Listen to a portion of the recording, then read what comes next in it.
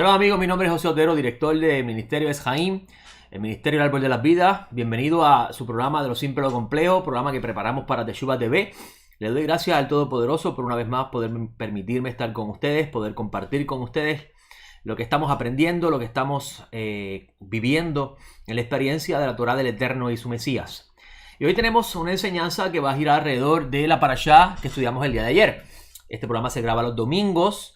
Y lo que hacemos es prácticamente un resumen de lo que estudiamos el día anterior de la parashá y compartimos ciertas ideas que se encuentran en ella, desde los aspectos simples hasta lo complejo. Y lo hacemos con la intención de asistir en el crecimiento del cuerpo mesianista, del cuerpo que espera el retorno del Mesías. La sección de ayer se titula Haye Sara, en la vida de Sara, en la parashá número 5. Y se encuentra en el libro de Génesis, capítulo 23, desde el versículo 1 al capítulo 25, 18. Y esta trata primeramente sobre la muerte de Sara y el deseo de Abraham de querer comprar para su esposa un lugar de donde sepultarla. Este lugar se encuentra en Hebrón, Kiryat Arba, y es una cueva que es la cueva de Macpela. Este lugar Abraham lo compra por 400 shekel a los hititas, específicamente a Efrón, que era el líder asignado por el rey hitita en ese momento. Adicional a eso, inmediatamente que ese relato se resume, vamos a ver que la Torá hace un cambio en la narración y comienza en el capítulo 24 a narrarnos el momento donde Abraham alcanza su ancianidad y envía a su siervo. Algunos comentan que este es Eliezer, otros dicen que es otro siervo de Abraham que había alcanzado ya la vida madura, porque es muy posible que Eliezer haya fallecido. Lo importante es que, aunque la Torá no diga quién es la persona, nos dice que es un siervo. Quiere decir que esta persona que va a ser enviada por Abraham va a hacer la función de mensajero o de shaliach, de enviado. Y este va a hacer una función y es buscar una esposa a su hijo Isaac. Esta esposa debía poseer unas cualidades en particular que iba este hombre, este siervo enviado por Abraham, percatar en ella o discernir en ella, y la iba a hacer merecedora a ella de ser la elegida para Isaac, el hijo de Abraham. A su vez vamos a encontrar que esta mujer, que se llama Rebeca, decide irse con el siervo para la casa de Abraham, y ahí donde Isaac se encuentra con ella y van a la tienda de Sara a consumir el matrimonio. Ahí donde vemos una idea bastante interesante en lo que respecta al tiempo antiguo, y es que no existía de cierta forma este proceso de nupcias que conocemos hoy día, sino que el matrimonio se consumaba al momento de que se unían en la tienda. Esto no significa que hoy en día las uniones de hecho son reconocidas como matrimonio. Recordemos que las leyes van evolucionando en la medida que el humano va creciendo, y esto es importante entenderlo. A la misma vez vamos a encontrar que Abraham muere y Ismael e Isaac se unen a enterrar a Abraham luego de haberse casado con Ketura. Los rabinos comentan que Ketura es Hagar. Algunos otros comentan que no, que es una esposa diferente. Incluso el libro de Jubileo dice que es una esposa diferente.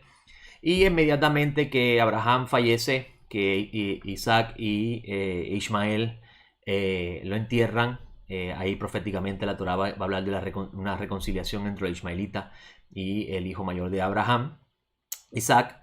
El relato comienza a hablar de los hijos, la descendencia de Ismael, y ahí termina la parashá. Ahora, hay ciertas cosas muy interesantes en la parashá que vamos a estar compartiendo con ustedes en el tiempo que vamos a estar aquí en esta programación de Teshuvah, que siempre es de 1 hora, gracias al Eterno por el tiempo que nos concede aquí. Primeramente, la Torá comienza hablando de la vida de Sara y nos presenta a la matriarca Sara, la madre de Isaac, y nos habla de ella en términos de tiempo. Ella vive 127 años. Es interesante, la Torá nos dice que el tiempo del Eterno con el humano serían 120 años. Aquí vemos 7 años adicionales sobre la vida de Sara. ¿Quién era Sara? Sara era una mujer que salió de Ur de los Caldeos, al igual que Abraham, y se convirtió en la madre de Isaac. Ella tuvo un hijo llamado Isaac por una promesa que el Eterno le hizo a Sara para que ella se convirtiera en la madre prometida de esta descendencia que el Eterno iba a concederle a Abraham. Y bien interesante que el relato de la Torá nos va a presentar el momento que Abraham está llorando por ella, buscando un lugar donde enterrarla. El libro de Jubileo, que data del tiempo de la época del Segundo Templo, hace un comentario muy interesante con respecto a este momento, y lo voy a citar con ustedes aquí presentes para que puedan ver cómo el autor de Jubileo ve esta idea de lo que está pasando con Abraham. Permíteme buscar aquí las notas. En el libro de Jubileo, capítulo 19, versículo 13 en adelante, dice: y Abraham fue a llorar por ella y a enterrarla, y lo estábamos probando si ejercería autocontrol. Mire qué detalle interesante. En el libro de Jubileo, el libro de Jubileo es un libro muy interesante. El libro de Jubileo no es una segunda Torá, ni tampoco es un libro de la autoridad de la Torá, pero es un libro muy importante en la época y era un libro considerado sagrado para los autores de los Reyes Mal Muertos. Algunas personas piensan que la comunidad de Qumran era una comunidad hereje, una comunidad que cayó en error. Sin embargo, los que han estudiado profundamente estos textos y han visto las similitudes que hay con el judaísmo rabínico y además del judaísmo apocalíptico, lo que se conoce luego como el judaísmo esotérico o lo que llaman la cabala, porque apocalíptico no significa fin del mundo, apocalíptico significa revelación. La palabra apocalipsis viene de la palabra griega que significa revelación. Este judaísmo de revelación, donde estos hombres alcanzaban unas disciplinas espirituales con el fin de tener experiencias espirituales muy elevadas, como el autor por ejemplo, de Juan. El libro de Revelación en un accidente. En su revelación, Juan está en Patmos, en una experiencia espiritual, dice que está en el espíritu. Es una palabra muy importante. Les recomiendo un buen libro de Aryeh Kaplan, se llama Meditación en la Biblia, donde él explica a través del Tanaj cómo la Torá y el Tanaj te presenta de cierta forma cómo ellos alcanzaban estos estados espirituales para tratar de acceder a la profecía. Esto no significa que la profecía le iba a llegar, es decir, la experiencia espiritual le iba a llegar, pero sí ellos se preparaban para ello. Y los profetas no recibían revelación por accidente, amigo. Eran hombres que tenían una disciplina en la vida, una vida de devoción a Hashem, y esto es muy importante saberlo. Y en el libro de Jubileos para esta comunidad de Qumran, era una comunidad que se había separado de Jerusalén porque había entendido que Jerusalén se había corrompido luego de que la dinastía Hasmonea había tomado no solamente el sacerdocio, aunque eran descendientes de sacerdotes, pero no eran descendientes de Sadoc, sino que también habían tomado el reino, se habían convertido en reyes.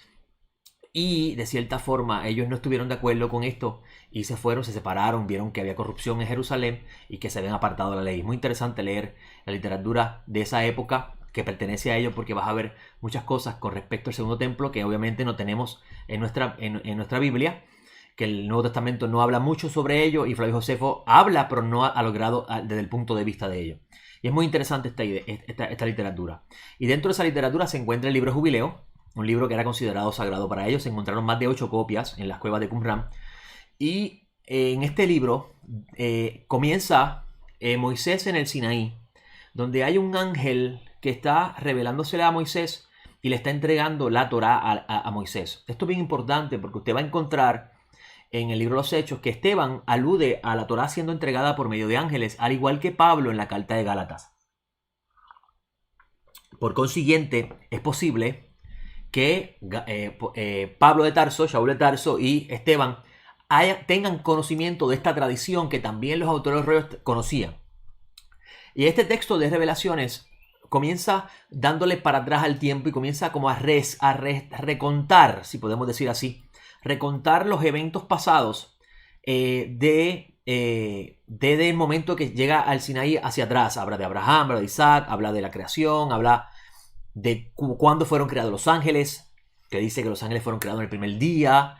Y esto es importante porque cuando vemos a Elohim diciendo hagamos al hombre a nuestra imagen y semejanza, pues claramente usted va a encontrar, por ejemplo, el rabino Rashi de la época medieval diciendo que el Eterno estaba hablando a los ángeles con respecto a esto. Muchas personas dicen que Dios no tiene que consultar a los ángeles. Dios no le consultó a los ángeles, simplemente Rashi está explicando un midrash.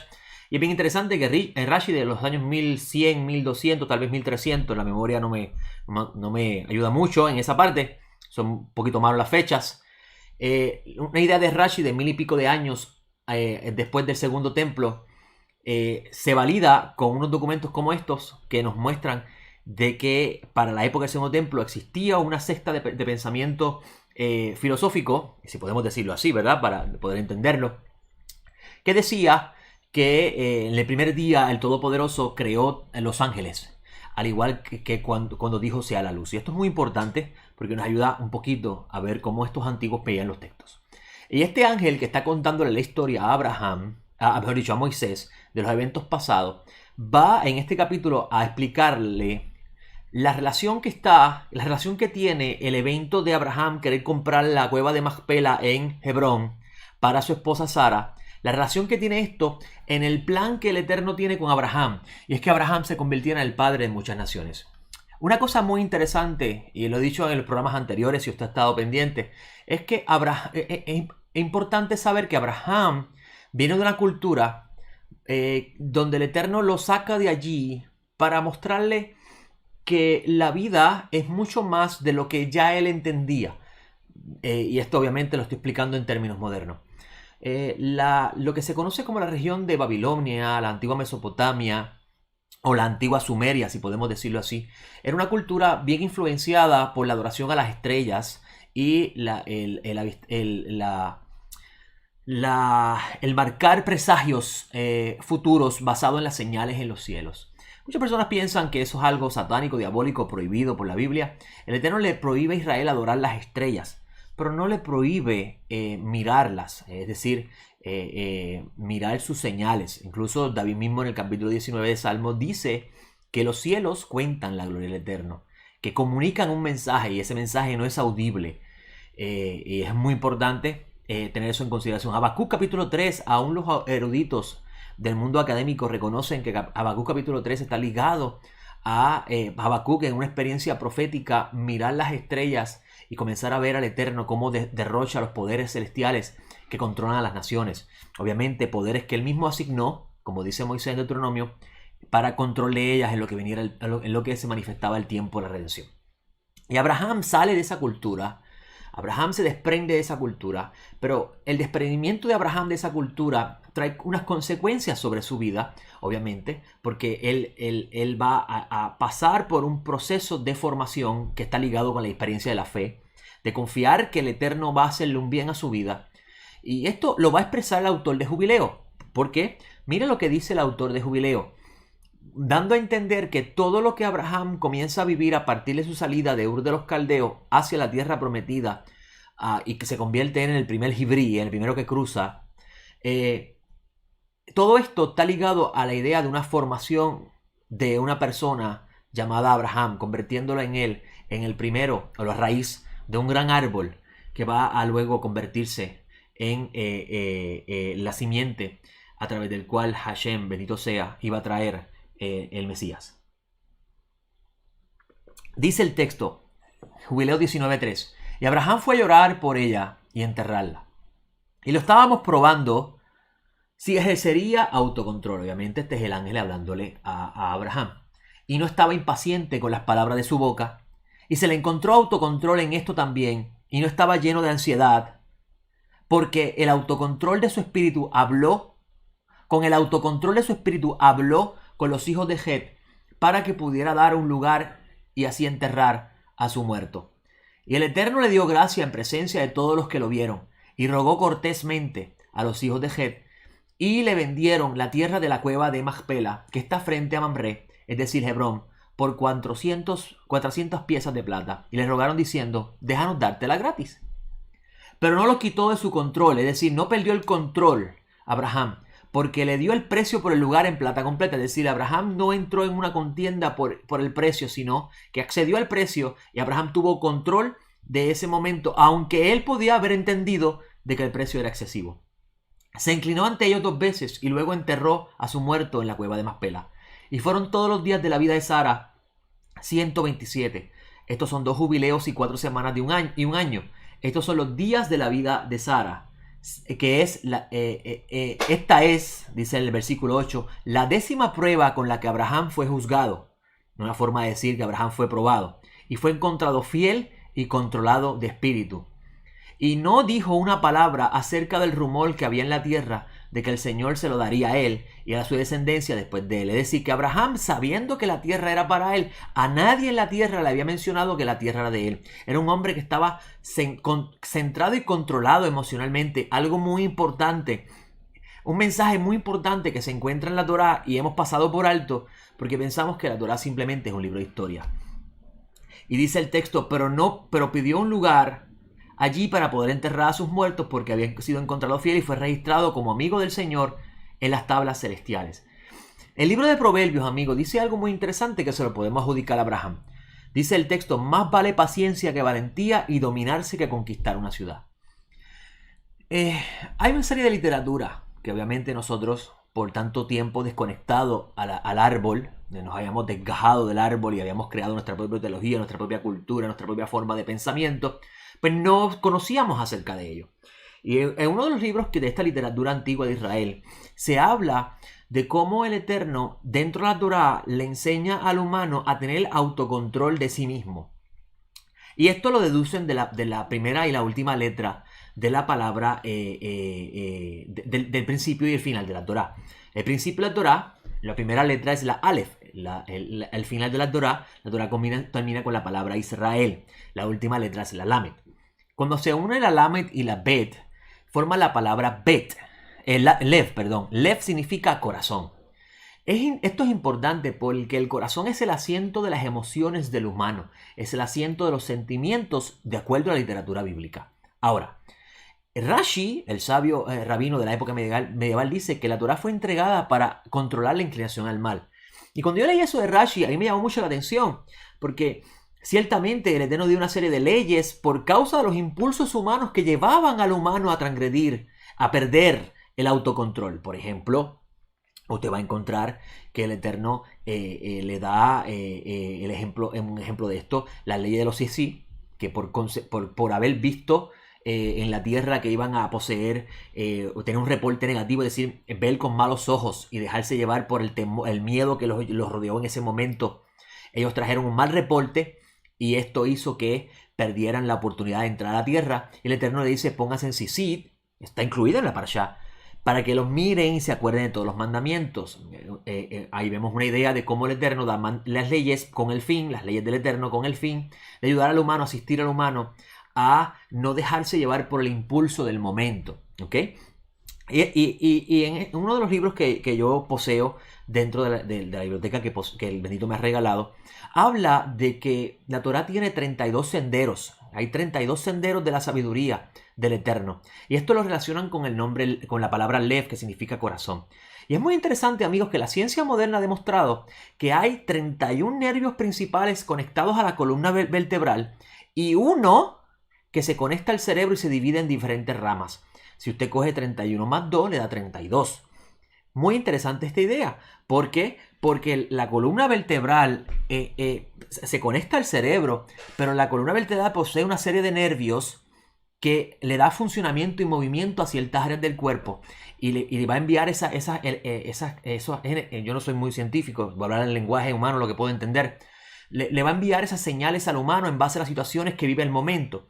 Si el humano no tiene su corazón centrado en la verdad del Eterno, y es interesante que el salmista dice que el justo es aquel que medita en la ley del Eterno día y noche, y en su mente está la delicia de la ley del Eterno. Dice que es un árbol plantado por corrientes de agua que dan buen fruto, ¿verdad?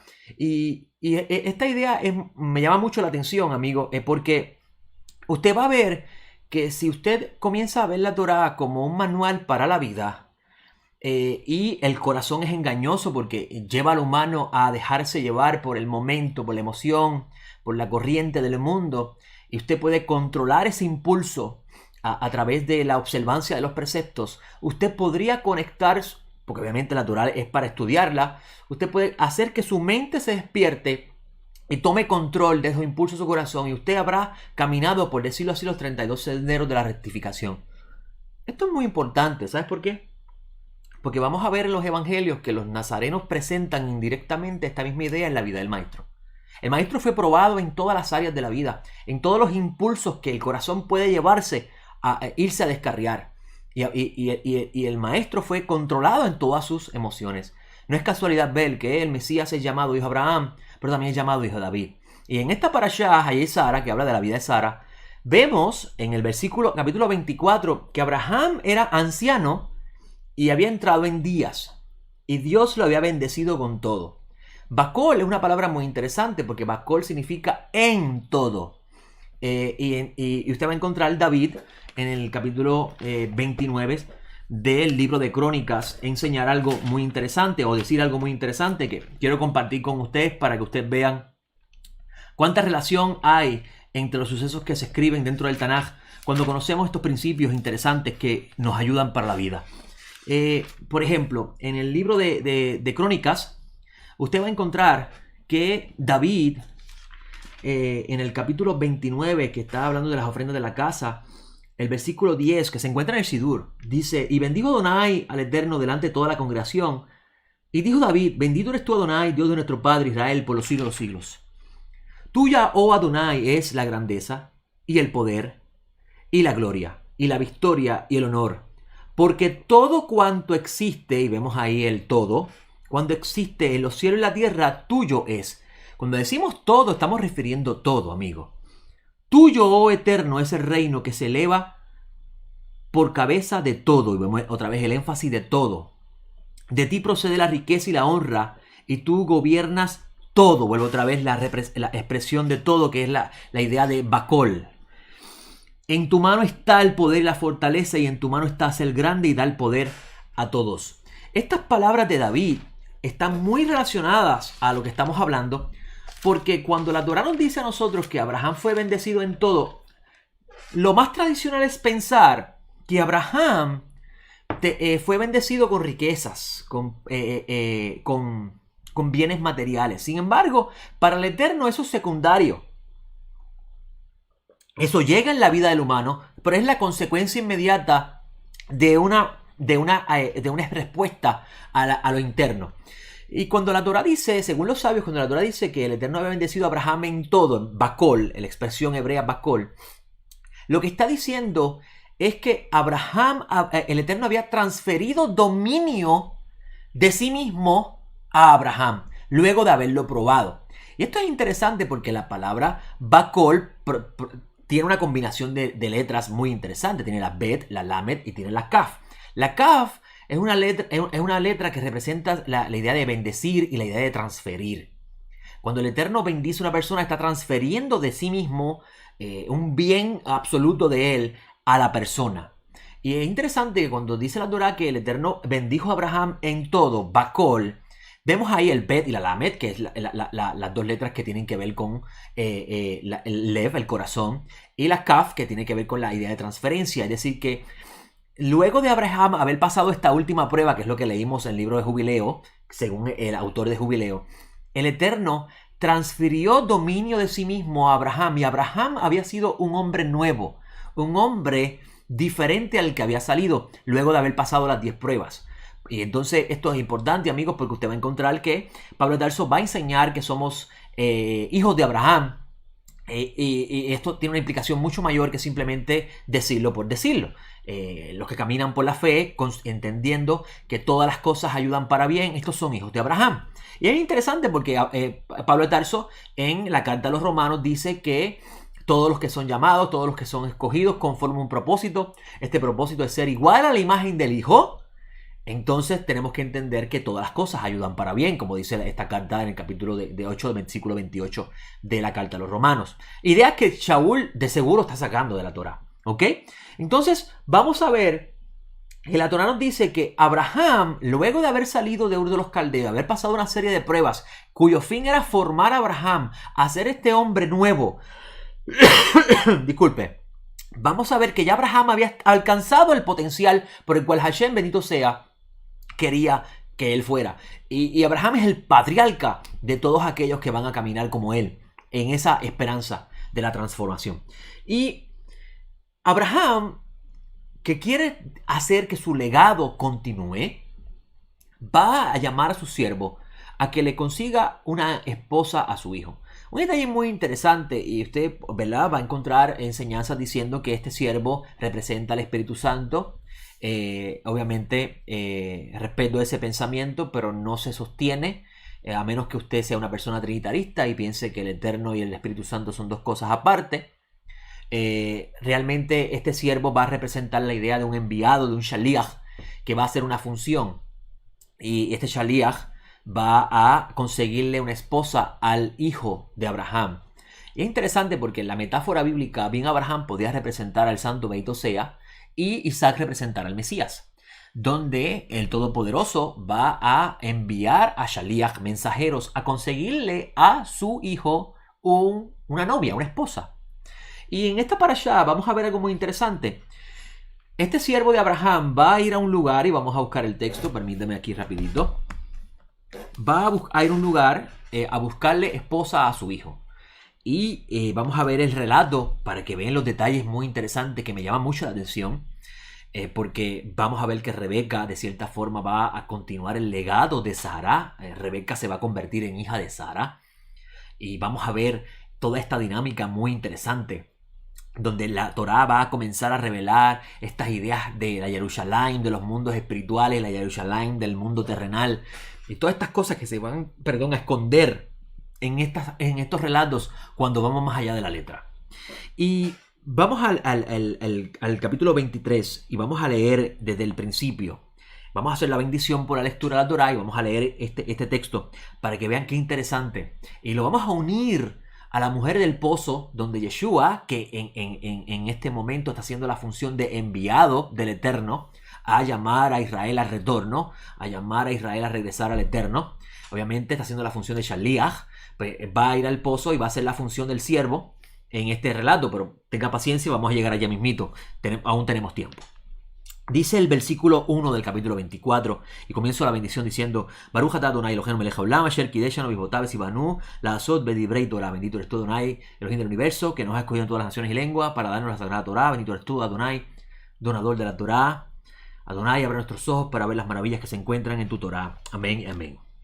Era Abraham anciano, dice el texto, entrado en días, y Adonai había bendecido a Abraham en todo. Y dijo Abraham a su siervo, el más antiguo de su casa, el cual gobernaba todo lo que tenía: pon ahora tu mano bajo mi muslo. Obviamente es un eufemismo para aludir al órgano, que es el órgano del pacto. Y te haré jurar por el Eterno, Dios de los cielos y de la tierra, que no tomarás para mí hijo, mujer de las hijas de los cananeos, en medio de los cuales yo habito, sino que irás a mi tierra y a mi parentela, y tomarás mujer para mi hijo Isaac. Y el siervo le dijo: quizás esa mujer no consienta en venir tras de mí a esta tierra.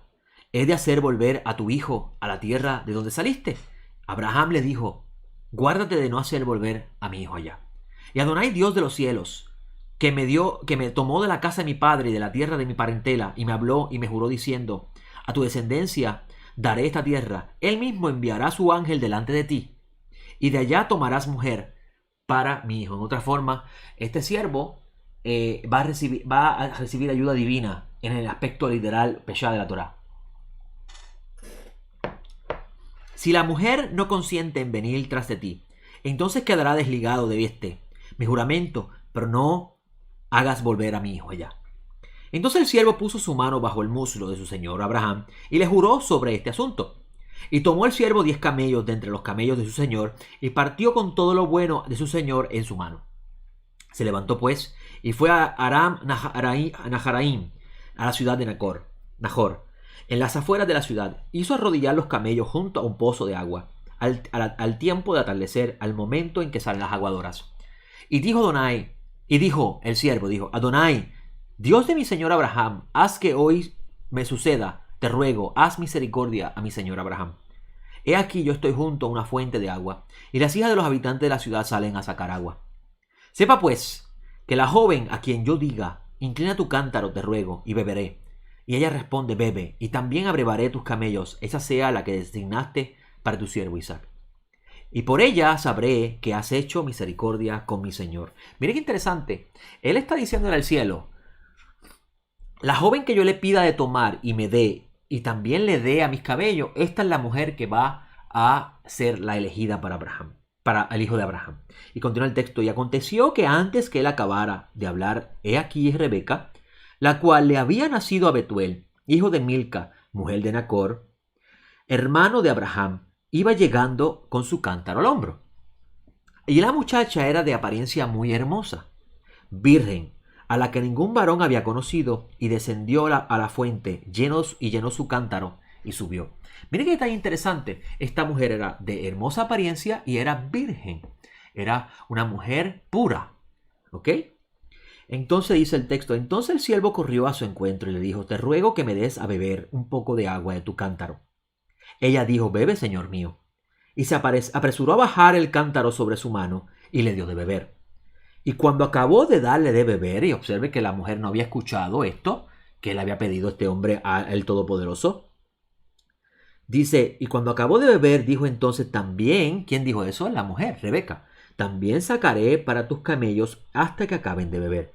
Y se apresuró y vació su cántaro en el abrevadero, y corrió otra vez al pozo para sacar agua, y sacó para todos sus camellos. Y el hombre, fijando la vista, una forma de decir, prestando atención a estas cualidades que esta mujer está poniendo en acción, callaba para saber si Adonai había prosperado o no su camino. Y aconteció que cuando los camellos acabaron de beber, tomó el hombre un arete de oro que pesaba medio siclo y 2 brazaletes de oro que pesaban 10, y le preguntó: ¿de quién eres, hija? Dime, te ruego, ¿hay lugar en casa de tu padre para que nosotros pasemos la noche? Y ella le dijo: soy hija de Betuel, el hijo de Milca, que dio a luz a Nacor. Y añadió: también hay en nuestra casa paja, también mucho forraje, también un lugar donde pasen la noche. Esta historia, amigo, es muy, muy importante para comprender lo que es el mensaje que se está enviando aquí de forma simple. La Torá está diciendo de forma simple que esta mujer llamada Rebeca, que es de la tierra de Aram, donde viene Abraham, ella posee unas cualidades similares a las de Abraham. Es decir, posee la virtud de la hospitalidad, la virtud de la bondad, de la práctica de altruismo. Abraham, según los sabios de Israel, era un hombre hospitalario.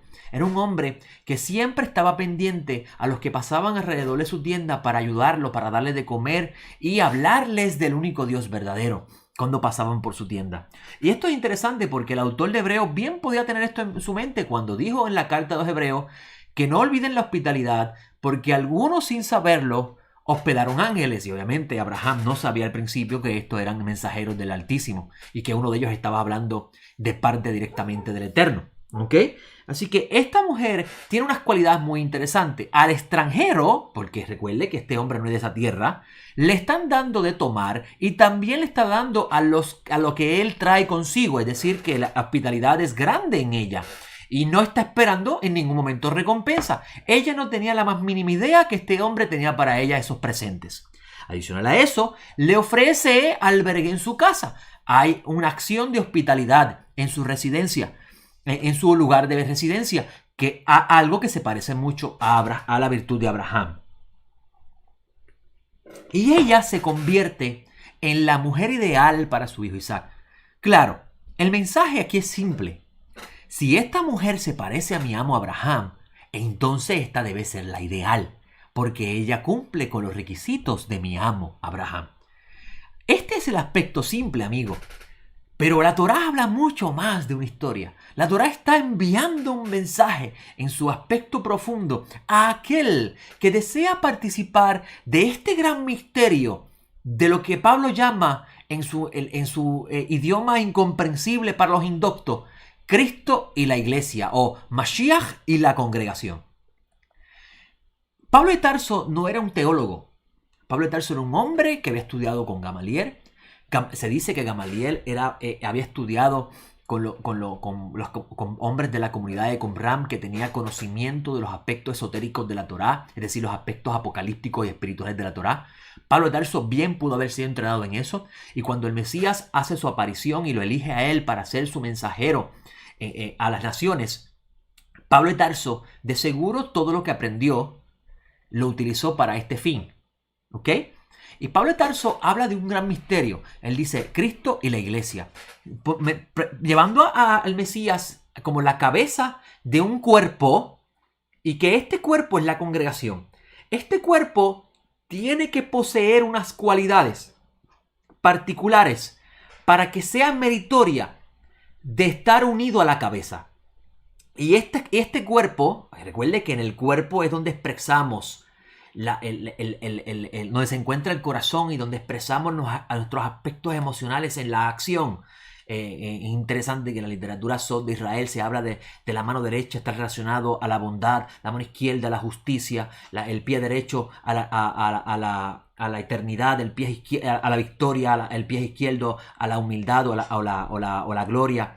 Y así sucesivamente ciertas ideas que se enseña. Y Pablo también de seguro tenía estas ideas en mente, obviamente en el idioma de su época. Nosotros en el Bet Midrash enfatizamos mucho en comprender las ideas y los conceptos, porque si comprendemos las ideas y los conceptos que están establecidos en la Torá, nosotros vamos a tener una visión más clara del mensaje general de la Torá y vamos a ver que todo se unifica, que lo que nos separa es el idioma, la lengua. Y esto es bien importante porque la Torá nos dice que el Eterno confundió las lenguas. Entonces ahora el humano habla en un idioma y como no conoce las ideas, la luz original que construyó esta idea, entonces chocamos y creamos conflicto, no nos entendemos y no hay unidad y armonía. Y Pablo de Tarso presenta esta idea de la congregación siendo un cuerpo y el Mesías siendo la cabeza. Y para que se consuma este matrimonio, la unión de cabeza y cuerpo, es necesario que el cuerpo sea purificado como la cabeza es pura. Obviamente, si el Mesías es una sombra de Isaac, o mejor dicho, Isaac es una sombra del Mesías, e Isaac es hijo de Abraham, como vamos a ver en la próxima parashá, que dice el Sefer Zohar, que es un midrash, que cuando la Torá comienza diciendo, repite 2 veces que Isaac era hijo de Abraham, lo que busca decir es que la gente veía a Isaac y decía, de seguro que este es hijo de Abraham, de seguro que este es Abraham, porque veían a Isaac hacer cosas que se parecían mucho a Abraham. Y esto es muy importante porque el Mesías, llamado hijo de Dios, sería llamado hijo de Dios porque imitaría a su padre en todo lo que hace. Y el Padre es el Todopoderoso, el Santo, bendito sea. Y el Eterno, bendito sea, quiere un cuerpo para unirlo con la cabeza de este gran misterio que el bendito tiene diseñado de antes de la fundación del mundo. Y este cuerpo tiene que poseer unas características particulares.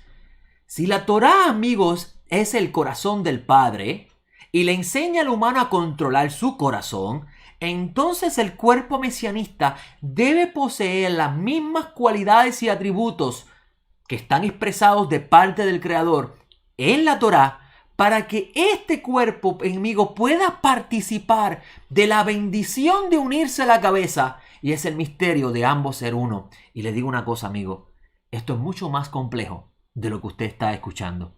Lo que pasa es que por razón del lugar donde estoy hablando, tengo que ser más cuidadoso en las palabras que utilizo para que usted pueda llevar poco a poco esta idea. Pero esto es mucho más profundo, amigo. Este día de la gran boda es un día increíble en lo que respecta a sus aspectos profundos y místicos en ello, porque habla del momento donde la humanidad va a tener ese beso de cielo y tierra en uno. Pero eso, obviamente, en otro momento. Esta mujer tenía que poseer, Rebeca, las cualidades de Abraham. Una forma de la Torá decirnos que aquella que iba a ser la esposa del hijo de Abraham tenía que ser igual que Abraham. La Torá nos va preparando el camino para entender cuál es el misterio de la congregación, el misterio de Israel, que es la congregación, y el Mesías. Ahora, Juan presenta algo muy interesante en su evangelio. Y una cosa quiero mencionarles con respecto al evangelio de Juan. El evangelio de Juan no está escrito en forma de historia. Es decir, no está siguiendo un orden cronológico de eventos para narrarle a usted las cosas que pasaron en su detalle, como hizo Lucas. Sino que Juan está escribiendo en forma de midrash. Y el midrash es una forma de exégesis judía cuyo fin es, a través de las enseñanzas, transmitir mensajes profundos que se encuentran en la Torá, en las historias que usted lee. Y por eso esto es importante porque, por ejemplo, si usted lee Juan capítulo 1, Juan capítulo 1 es un midrash. Es una enseñanza en forma drash con respecto al primer capítulo de Génesis. Y lo que busca el autor es relacionar la comunicación divina con el comunicador. Esto es importante porque esta expresión de comunicación, la palabra, va a estar ahora en el Cordero y él va a hablar como el mismo que está hablando en el trono. Y por eso que usted va a ver que él dice que yo hablo las palabras de mi Padre, el que me ve a mí ve al Padre. Cosas que están escritas en nivel drash, que no se pueden tomar de forma literal, porque si no, entonces estaremos violando la Torá, porque Yeshua dijo, quien no coma su carne y beba su sangre, no tiene vida. Y esto obviamente está prohibido en la Torá. Y en estos relatos midrashicos que Juan va a traer, trae un relato muy interesante sobre una mujer samaritana, que es el único que escribe, si la memoria no me falla, y coloca a Yeshua yendo a Samaria, es Juan. Los demás no colocan a Yeshua yendo a Samaria. Tal vez estoy equivocado, por el momento no me viene a la memoria que él haya ido en los sinópticos a Samaria. Y Juan escribe que Yeshua va a Samaria y se encuentra en una mujer. Dice el texto en el versículo 5 del capítulo 4. Llega pues a una ciudad de Samaria llamada Sicar, cerca del campo que Jacob había dado a su hijo José, en donde estaba la fuente de Jacob. Y Yeshua, fatigado del camino, se sentó allí sobre la fuente. Era como la hora sexta. Y llega una mujer de Samaria a sacar agua y le dice Yeshua, dame de beber. Lo mismo que el siervo de Abraham está haciendo. Qué interesante. El siervo de Abraham es enviado por Abraham y representa a Abraham en el lugar donde va a estar. Yeshua es el siervo del bendito. Usted va a encontrar que el mismo Yeshua dice, yo vengo a hacer tu voluntad. Padre, he acabado la obra que me has encomendado. El hijo está reconociendo sobre sí mismo que él es el siervo. Pero no vino solamente a servir, sino que cumplió la misión que se le encomendó, y eso sería otro momento, otra clase. Y Yeshua dice el texto, que Yeshua le pide de beber, a la misma forma que el siervo en el libro de... Recuerden que si Juan está escrito en forma midrash, Juan está escribiendo en forma midrash cosas que están en la Torá. Si el siervo de Abraham le dice a Rebeca, que dame de beber, que en este momento es la mujer que llega al pozo, pues entonces podemos entender que Yeshua es el siervo que está pidiendo a la mujer también de beber. Lo único que este siervo tiene doble función, no es una sola función. El Mesías no vino simplemente a una sola función. El Mesías tiene múltiples rostros y eso obviamente sería otra clase. Y Yeshua dice, dame de beber, le dice a esta mujer. Pues sus discípulos habían ido a la ciudad para comprar alimentos. Y le dice a la mujer samaritana, ¿cómo tú siendo judío me pides de beber a mí, que soy una mujer samaritana? Observe que en la Parashá Hayesara, el hombre le pide de beber a la mujer y la mujer no escatima, no pregunta de dónde eres, quién eres, por qué. Simplemente ya va, toma su cántaro, le da agua a él y le da agua a tomar a los camellos. Una cosa muy interesante porque aquí vamos a ver que la mujer samaritana se comportó con hostilidad a un extranjero. Están en Samaria, el judío no pertenece en la tierra de Samaria. Hay un extranjero en mi tierra y me está pidiendo de tomar. ¿Ok? Eso es importante. Y dice él anota porque los judíos samaritanos no comparten. Respondió Yeshua y le dijo, si conocieras el don de Dios, ¿cuál es ese don? Dios le da a todo el mundo de su bondad, así sean buenos o malos. Lo vas a ver en todo el Tanaj. Él le envía lluvia a los malvados y también le envía lluvias a los justos. Esta es la idea detrás de esta palabra, si conocieras el don de Dios. Es decir, que esta samaritana no conoce el atributo de altruismo, el atributo de bondad que está expresado en la vida de Abraham y que Rebeca lo continúa con sus acciones. ¿Y quién es el que te dice dame de beber? Y tú le pedirías, dice el texto, y él te daría agua viva. Claramente ahora el Mesías va a revelarse a la samaritana. Es bien interesante porque en la tierra de Israel él nunca se reveló como el Mesías. En la tierra de Israel él se presentó como el enviado del Eterno a llamar al mundo a arrepentimiento. Ahora la samaritana se le revela como el Mesías. Una forma de Juan habla en forma de Midrash de que el Mesías se daría a conocer a las naciones fuera de la tierra de Israel, pero en Israel él se ocultaría. Y esto se encuentra también en mucha de la literatura judía, ¿ok? Él le dice, te daría agua viva. Y él le dice, Señor, ni vasijas tienes, el pozo es hondo.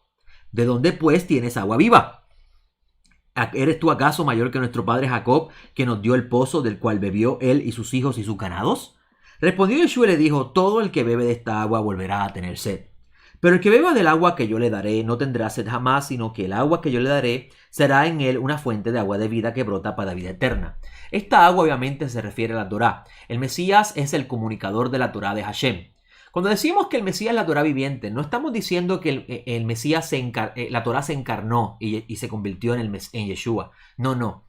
Lo que se busca decir con la idea de la Torá viviente es que la Torá tiene una historia, un mensaje, y el maestro de Torá, cuando la vive, cuando la enseña y cuando su caminar es todo el tiempo 24 horas Torá, se dice que él es una Torá viviente, que es una Torá manifestada en carne, que en la piel de él está escrita la Torá, en sus acciones está la Torá. Esa es la idea de la Torá viviente en el contexto judío, ¿ok?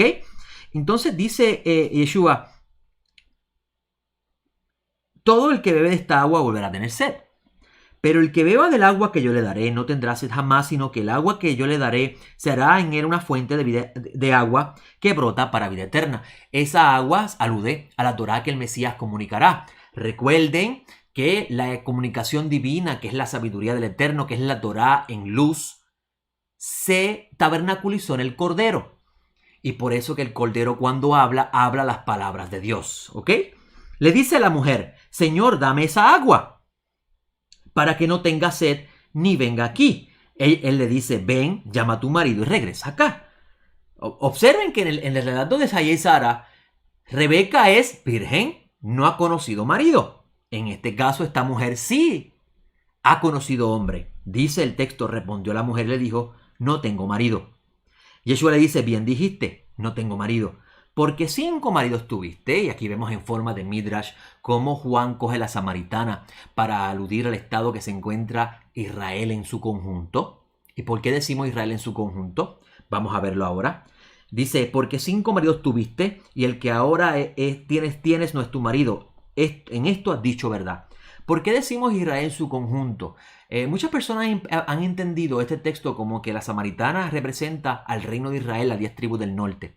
Sin embargo, no estoy de acuerdo con esa idea, porque si está hablando de 5 maridos que tuvo y uno que ahora es su marido, si contamos los reinos que dominaron a Israel, y basado simplemente en las 10 tribus del norte, vamos a tener problemas porque Babilonia no conquistó las 10 tribus del norte, ¿ok? Y los asirios no conquistaron al reino de Judá, ¿ok? Y vamos a ver que tenemos 5 maridos. Los 5 maridos aluden a los 5 imperios primarios que dominaron sobre Israel. El imperio egipcio, el imperio de los griegos, los asirios, Babilonia, los persas. Y luego el marido que tienes, que no es tampoco tu marido, alude a Roma, que es el imperio que está dominando. Recuerde que Juan está escribiendo en forma de Midrash.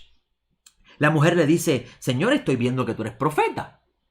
Nuestros padres adoraron este monte y vosotros decís que en Jerusalén está el lugar donde debes adorar. Y Yeshua dice, mujer, créeme que viene una hora donde en este monte ni en Jerusalén adoraréis al Padre. Obviamente, para yo poder explicarle esto, y no es el tema de hoy, tendría que ir a los rollos del Mar Muerto y comenzar a explicarle cómo allá, ya para la época del Segundo Templo, comenzó a construirse una idea donde el Eterno se puede servir en la experiencia espiritual y en la observancia de los mandamientos, preparando el camino realmente del Eterno para un exilio que se iba a acercar. Y esto obviamente, para poder explicarlo, tengo que hablar mucho del Rey Mal Muerto y ya el tiempo no me ayuda para eso. Porque Juan, el hijo de Zebedeo, era discípulo de Juan el Inmersor. Y Juan el Inmersor, de alguna forma u otra, y todos los académicos concuerdan en esto, tuvo algún contacto con la comunidad que se convierte luego en los autores de los rollos del Mar Muerto o los que poseían estos rollos. Y esto es importante, amigos, porque usted va a encontrar, cuando usted estudia esa literatura, usted estudia el libro de Enoc, usted estudia Jubileo, usted estudia la pseudografía donde está Esdras, usted estudia el testamento de los patriarcas, que usted en esos testamentos del patriarca usted empieza a leer cómo cada uno de ellos van enseñando a sus hijos los errores que cometieron, que gira alrededor de acciones emocionales, y cómo él le aconseja, cada uno de ellos aconseja a sus hijos a controlar esos aspectos. Cuando usted estudia esa literatura, muchas de las cosas que usted encuentra, amigo, en el Nuevo Testamento le hacen más sentido, porque son escritos de la época, amigos, son escritos de esa época. Por ejemplo, en el libro de Revelaciones capítulo 22 habla de un gran árbol donde hay 12 frutos y las hojas son para sanidad. En el libro Sabiduría de Salomón aparece un texto en ese libro diciendo que aquellos que guardan los mandamientos de Dios y se apegan a los caminos de Dios serán como el árbol de la vida, donde producen los frutos. Y esta es la promesa que Dios le dio a Israel. Cuando usted lee ese texto de Sabiduría de Salomón, usted va a entender claramente que el árbol en el capítulo 22 de Revelaciones alude a Israel en estado glorioso, en el diseño original del Eterno, que era que se convirtiera en una fuente de alimento para todos los pueblos y sanidad. ¿Ok? Y pues obviamente no puedo seguir con este relato que estamos leyendo porque no es lo que estoy hablando de la parashá, pero vemos la similitud de la samaritana que va a representar en el idioma midrashico que va a presentar Juan, es decir, que usted no puede tomar esto de forma literal. Juan está tomando a la samaritana como el modelo de la mujer, de la mujer que está caída, que ha perdido su gloria, que ha caído en esclavitud, que necesita ser renovada para volver a unirse a su marido. Y esto es bien importante, amigos, porque la Torá habla de Sara, la vida de Sara, una mujer de ejemplar, una mujer que se dio para su marido, su familia, una mujer que no aplaudió el mal. Y a la misma vez habla de Rebeca, que tiene las mismas virtudes y cualidades de Abraham. Cierra con ese relato. Y entonces en el Tanaj encontramos la Eshet Jail, la mujer virtuosa, que es en forma alegórica una relación entre Sara, Rebeca y Israel. Israel, la mujer gloriosa, que se comporta con decencia y imita a su rey. Estas son las cosas hermosas, amigos, que se encuentran en la Torá cuando vamos más allá de lo simple.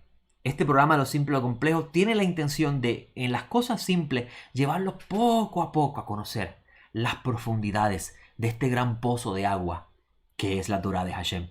Pozo que el Mesías abrió una vez que él comenzó el proceso de la redención. Proceso que hasta el día de hoy sigue, amigos. Y hay muchas cosas más por aprender. Que venga el Mesías y nos enseñe todas las maravillas que se encuentran en la Torá. Incluso la Torá que va a enseñar el Mesías es la Torá que Moisés ocultó luego del becerro de oro. Torá que se abre en la medida que el hombre se va volviendo a Dios. Torá que el Mesías le quitó los 7 sellos, quiero decir. Torá que pronto sería revelada. Bueno, con esto les dejo.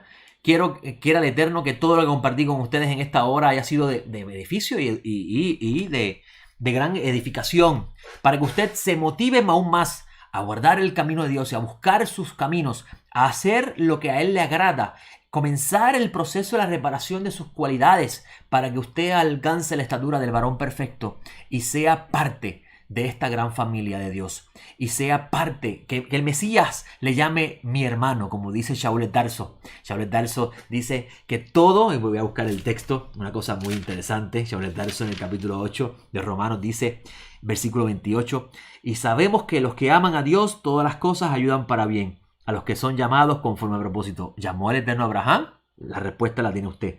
Porque a los que antes escogió también los predestinó a ser de la misma forma de la imagen de su Hijo, para que Él sea el primogénito entre muchos hermanos. Escúchese eso, amigo. El Mesías es el primero entre muchos hermanos. Quiere el Eterno que usted y yo podamos ser contados entre esos hermanos, los hermanos del Santo Mesías. Mi nombre es José Otero, director de Etz Haim. Me despido la próxima semana. No olvide orar por Teshuva TV. No olvide de tomar un tiempo para hacer una sedaká, para mantener este programa en el aire, es decir, mantener a Teshuva funcionando. Cada vez que usted hace una donación, usted ayuda a que Teshuva continúe llevando este mensaje. Amigo, no hay ningún interés de lucro de parte de los maestros. Al contrario, cada vez que usted hace una sedaká, usted compra tiempo para que el maestro pueda seguir estudiando y pueda traerle pan bueno todas las semanas. Y así usted pueda enriquecer su alma en el conocimiento de Dios. Me despido hasta la próxima. Espero en el Todopoderoso el próximo domingo estar con ustedes y seguir continuando esta conversación hermosa en lo que respecta a la Torá del bendito. Shalom.